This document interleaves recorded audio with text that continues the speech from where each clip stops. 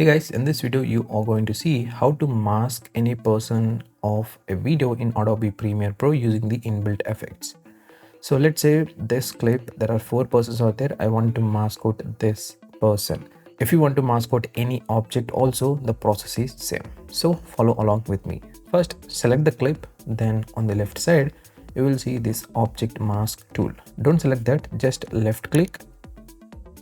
You will see the option called ellipse mask, rectangle mask, pen mask tool.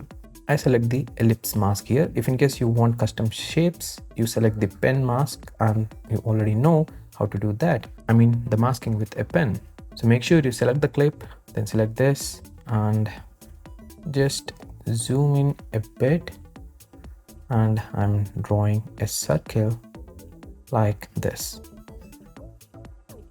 And you can adjust it as well according to your liking. Now it is good. Then go to the effects control panel. Here under the ellipse mask you can see some options. Click on the icon here and make sure you enable the perspective as well. Then click on this option. Now the masking is done. As you can see here, the tracking and everything is done. So this is the first step, guys.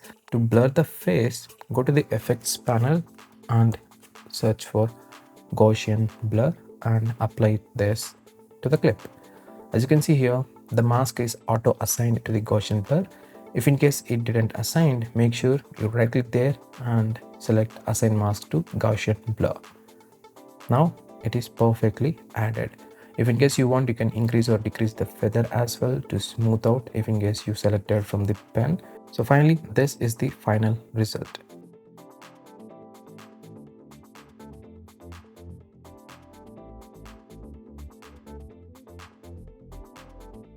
That's it, guys. This is how you can mask anything in Adobe Premiere Pro.